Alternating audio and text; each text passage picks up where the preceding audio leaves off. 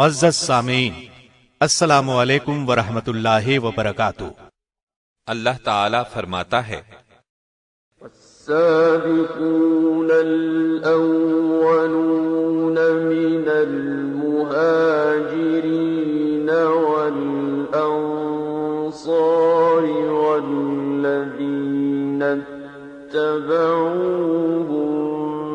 بإحسان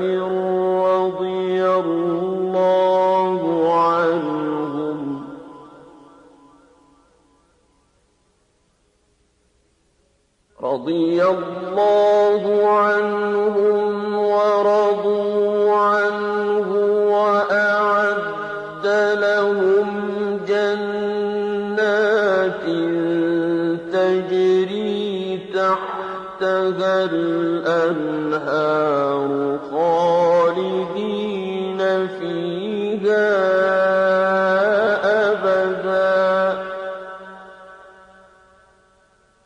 ذلك الفوز العظیم۔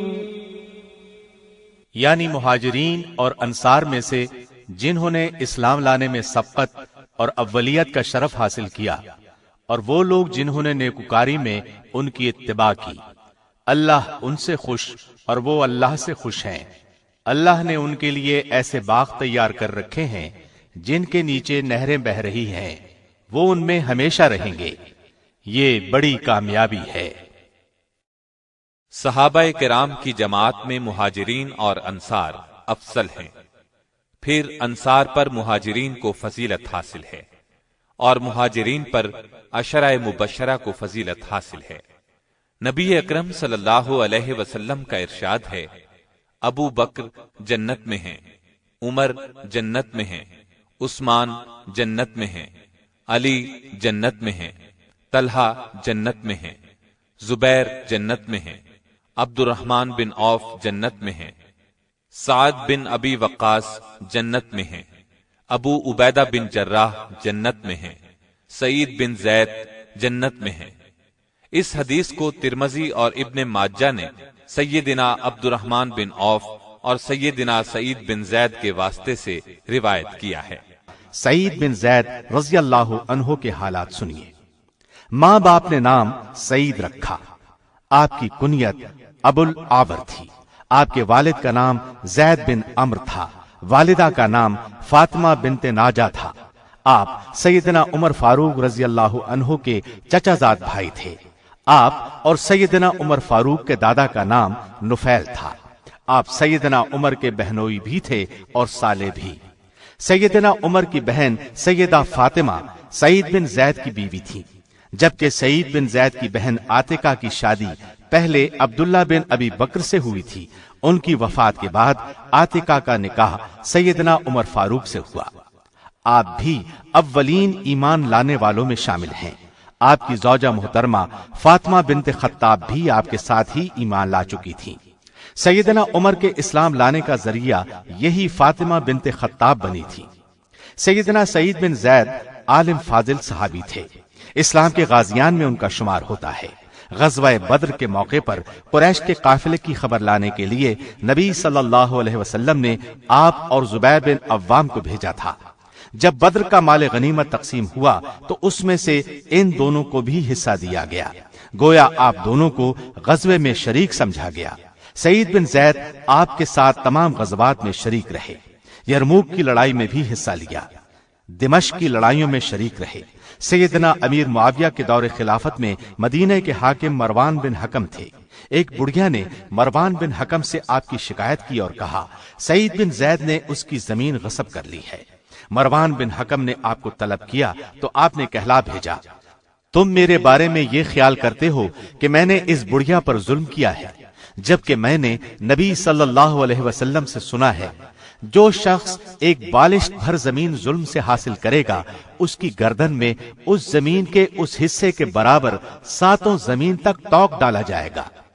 پھر آپ نے دعا کے طور پر یہ الفاظ فرمائے، الہی وہ گمان کرتی ہے کہ اس پر ظلم ہوا ہے، پس اگر وہ جھوٹی ہے تو اس کو اندھا کر دے اور اسے اس کے گھر کے کنویں میں گرا دے اور مسلمانوں پر میرے حق کو اچھی طرح واضح کر دے۔ चुनाचे ऐसा ही हुआ, उसकी बीनाई खत्म हो गई। एक दिन चलते चलते वो अपने ही मकान के कुएं में गिर गई। वो कुआं उसकी कब्र बन गया। उस बुढ़िया का नाम उर्वा था। इस वाकये के बाद मदीने के लोगों में ये बात ज़रबुल मसल बन गई। किसी को ये बद्दुआ दी जाती तो वो ये कह देता, अल्लाह तुझे अंधा कर दे, जैसे उसने उर्वा को अंधा किया। इस्लाम के रास्ते पर आपने और आपकी ज़ौजाए मुहतरमा ने बहुत सख्तियां बर्दाश्त की। इब्तिदा में दोनों ने अपने इस्लाम को छुपा कर रखा था। सैयदना ज़ैद के बहनोई उमर फारूक उस वक्त इस्लाम के सख्त खिलाफ थे, मुसलमानों पर सख्तियां करते थे। एक दिन आपने सोचा क्यों ना वो रसूलुल्लाह को कत्ल कर दें ताकि असल झगड़ा ही खत्म हो जाए। इस इरादे से निकले, नंगी तलवार हाथ में थी। रास्ते में उन्हें नुआइम बिन अब्दुल्लाह मिले। उन्होंने पूछा, उमर नंगी तलवार हाथ में लिए कहां जा रहे हो? आपने फौरन कहा, मुहम्मद को कत्ल करने जा रहा हूं।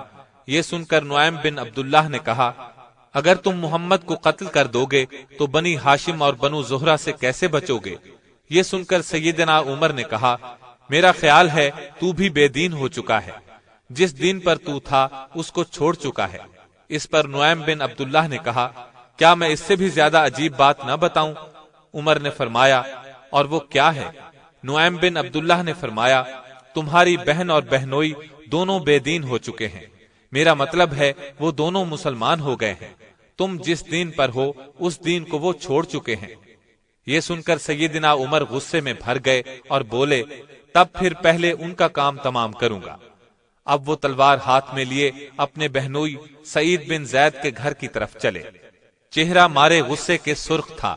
घर के दरवाजे पर पहुंचे, दरवाजा अंदर से बंद था। दरवाजे पर दस्तक दी, साथ ही बुलंद आवाज में बोले, दरवाजा खोलो। सैयदना सईद के घर में उस वक्त सैयदना खब्बाब बिन अरद भी मौजूद थे। वो तो सैयदना उमर की आवाज सुनकर छुप गए। सईद बिन जैद और फातिमा उस वक्त दरअसल सैयदना खब्बाब बिन अरद से कुरान पढ़ रहे थे। दोनों ने फौरन कुरान के औराक छुपा दिए। फिर फातिमा ने दरवाजा खोला। दस्तक देने से पहले उमर के कानों में कुरान के अल्फाज पढ़ चुके थे। आप अंदर दाखिल हुए और बोले, तुम अभी अभी क्या पढ़ रहे थे? उन दोनों ने कहा, उमर तुमने कुछ नहीं सुना? इस पर सैयदना उमर फारूक ने फरमाया, सुन चुका हूं, मुझे पता चल गया है, तुम दोनों मुसलमान हो गए हो, अपने बाप दादा के दीन से फिर गए हो। क्या ये बात दुरुस्त है? जवाब में दोनों ने कहा, हाँ यही बात है, अल्हम्दुलिल्लाह हम मुसलमान हो चुके हैं। उनके मुंह से ये अल्फाज सुनकर सैयदना उमर को और भी तैश आया। लगे अपने बहनोई सईद बिन जैद को मारने पीटने। खूब मारा। ऐसे में सैयदा फातिमा शौहर को बचाने के लिए आगे बढ़ी। आपने एक लकड़ी उन्हें भी दे मारी। लकड़ी सर पर लगी, उसका सर फट गया, खून बहने लगा। इस पर भी सैयदना उमर न रुके, दोनों को मुसलसल मारते रहे, यहां तक कि थक गए।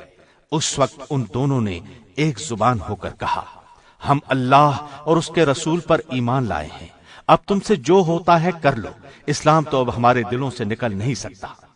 उनके अल्फाज ने सैयदना उमर पर खास असर किया।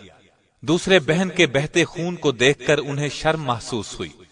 नर्म अल्फाज में बोले, अच्छा तुम जो पढ़ रहे थे मुझे दिखाओ। सैयदना फातिमा ने औराक उनके हाथ में दे दिए। उन पर सूरह तौहा लिखी हुई थी। पढ़कर बोले, किस कदर उम्दा और आला दर्जे का कलाम है। ये अल्फाज सुनकर सैयदना खब्बाब बिन अरद भी अपनी जगह से निकलकर सामने आ गए और बोले, ए उमर, मैंने कल ही रसूलुल्लाह को ये दुआ करते सुना है, इलाही अबुल हकम बिन हशाम या उमर बिन खत्ताब के जरिए से इस्लाम को कुव्वत और इज्जत अता कर। मुझे उम्मीद है नबी सल्लल्लाहु अलैहि वसल्लम की ये दुआ आपकी सूरत में पूरी होगी। आइए उमर, अल्लाह की तरफ आइए। इस पर सैयदना उमर ने फरमाया, मुझे मुहम्मद के पास ले चलो। इस तरह सईद बिन जैद और उनकी ज़ौजा मुहतरमा सैयदा फातिमा सैयदना उमर के इस्लाम लाने का सबब बने और इस्लाम को ताकत हासिल हुई। 50 और 55 हिजरी के दरमियान अकीक के मकाम पर आपने इंतकाल फरमाया। अब्दुल्लाह बिन उमर और साद बिन अबी वक्कास ने आपको गुस्ल दिया और इन्हीं दोनों ने कब्र में उतारा। आपके जिस्म से खुशबू निकल रही थी। नमाज जनाजा अब्दुल्लाह बिन उमर ने पढ़ाई।